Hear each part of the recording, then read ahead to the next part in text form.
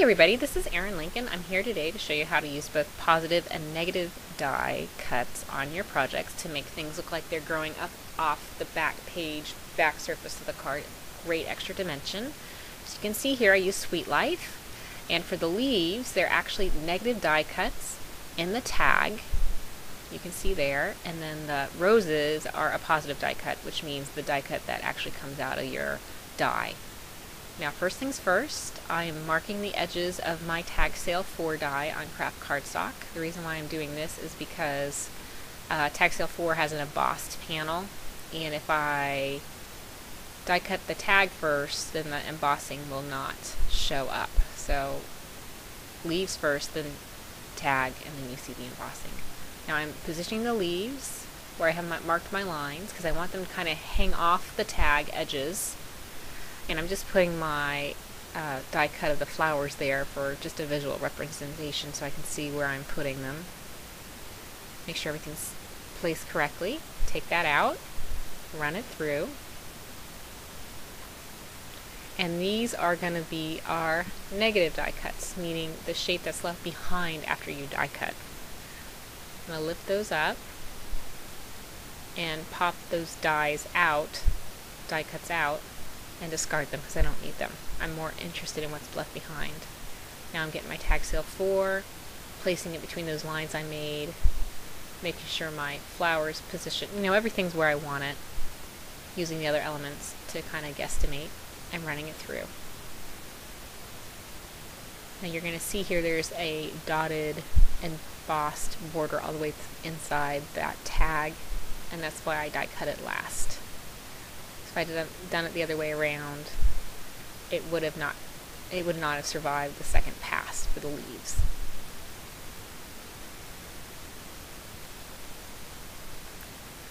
Okay, now a little savvy trick. I have a third flower cluster and a white panel this is all resting upon, and I'm actually going to cut that triple cluster out of the white panel where it's going to be hidden with my tag on my card front, so I don't have to use any other cardstock. It's kind of just a little supply savvy tip for you.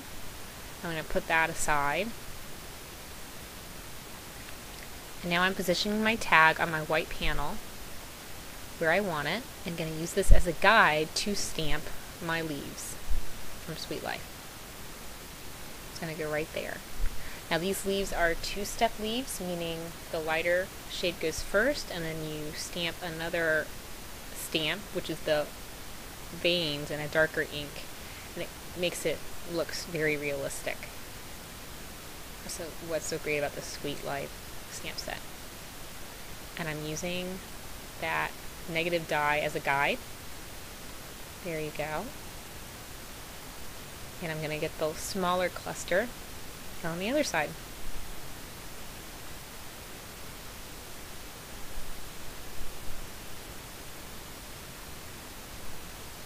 It's kind of just the reverse of what you usually do with die cuts and stamps.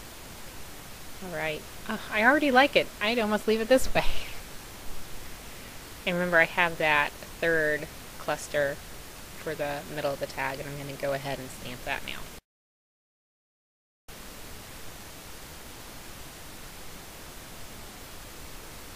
There you go. I'm going to probably put that aside after we stamp our veins in a shade darker than Simply Chartreuse, which is Ripe Avocado. And this is the second step for these leaves from Sweet Life, just so you can see how they go. I have one on either side of the block. And it's like magic. All of a sudden it looks like this 3D image. It's beautiful. Very effective when you use two inks one shade apart, I think. All this is just my opinion. You know how that goes. For what it's worth. And we need to get that little cluster down there.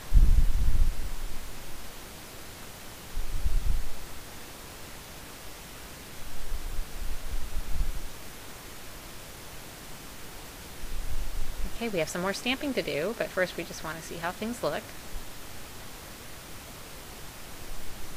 Yeah, that's where it's going to generally go. Okay, I have a sentiment from Hello Friend, which is a great little stamp set by Don McVeigh. Lots of cheeky, friendly little sentiments, and it says, wishing you a cheery sort of day. I just think that would be fun to get in the mail. I'm going to send this to my grandma, I think. And I stamped that in Royal Velvet. And here is the triple cluster of roses. I die cut Lavender Moon, and I'm inking up the second step in these roses in Autumn Rose. Autumn Rose and Lavender Moon, new favorite combination. Now these roses in the stamp set, there are 3-step stamps. I'm using step 2 and step 3. I don't feel like step 1 is necessary when you're using the die cuts, especially a colored cardstock die cut. And so I'm just eliminating that. And then I am stamping the 3rd step in Royal Velvet to match our sentiment.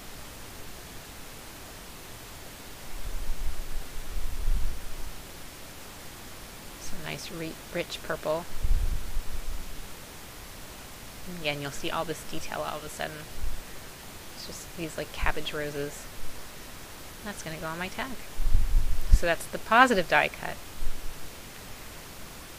And a couple more little stamp things. This bow is from Happy Hydrangeas. I use this one and the ones from Bells and Boughs all the time, both Miley Bells stamp sets. Very versatile elements. Because I'm not a good ribbon tire, so when I need a bow, I need to actually stamp it. And one last thing on the bottom of this white panel.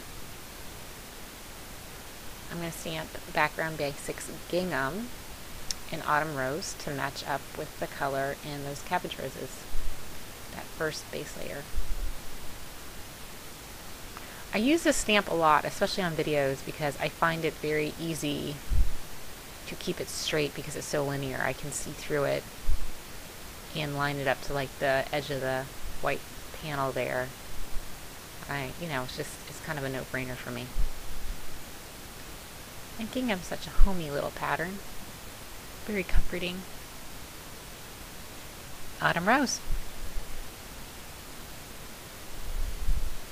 Alright, it's time to put this all together. This is a scalloped border cut from the small scallop border die out of the Dearest Jane paper. This is funny, I actually realize here I have my kids' glue stick. They're up in my office all the time, and supplies get mingled. Now, a little tip on these borders, any border really, is you want to make sure the border hits at the same point in the pattern on each side. So that scallop, see, it's the same, so it looks more symmetrical. Just makes things look a little nicer, I think.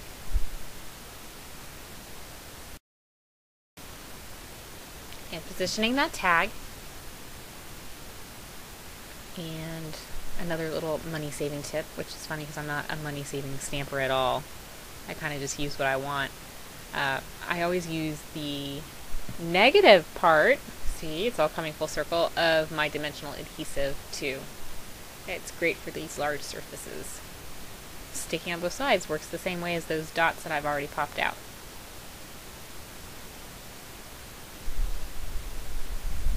Lots of nice support for that tag.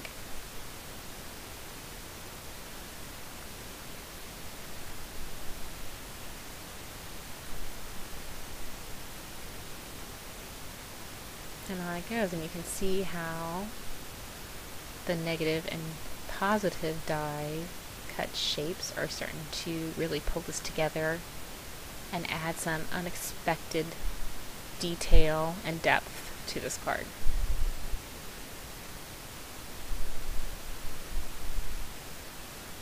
And, just fiddling with things with my own glue stick this time, seeing where they go.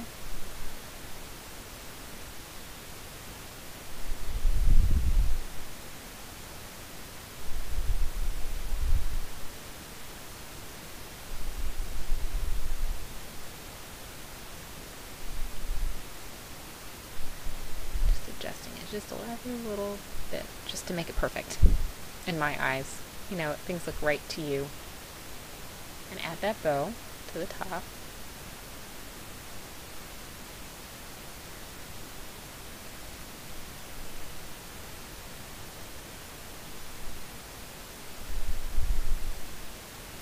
Okay, this is a royal velvet button, and I'm just adding a little score tape. I like adding the buttons to these, bow die cuts. It just adds that dimension.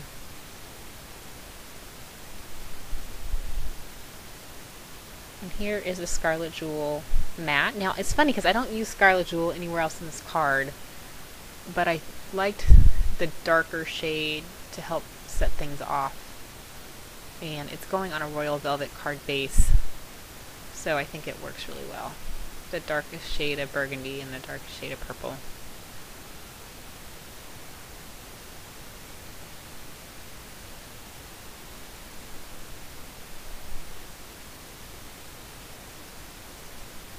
Now we just gotta trim off these edges of this text border, scallop border. So pretty. I need to make like 10 of these. And it goes on a royal velvet simple striped pattern paper. Ever since these pattern papers have come available, I like having them as my base layer, and I actually think they're a nice thickness for a card base. They do hold up, and the insides are white, so you can go ahead and add a little note.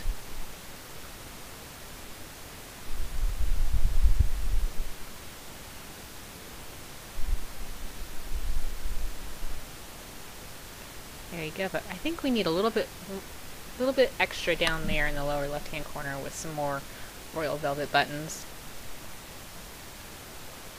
Now the top one's threaded and the bottom two aren't, which I never do, ever. They're either all threaded or all not. And here we're doing both, and I guess maybe subconsciously I was thinking these two lower things, the two lower buttons are more supporting elements, and they need to fade into the background. They're just there for balance. So I guess that's why I think I can pull it off. You let me know. Did I pull it off? Threaded and non-threaded buttons? You decide. There we go. And there's the finished card. Let's go ahead and pull in the other one. That's my prototype, and it's always amazing to me, same card, but there are some subtle differences. And there you go, both positive and negative die cuts on your projects to make them look more dimensional and almost like they have a certain life of their own. It's a very unexpected twist. So go ahead and participate this week and make it Monday, and let's see your spin on the technique. I'm looking forward to it. Okay, I'll catch you next time. Thanks for watching. This is Erin Lincoln. Bye-bye.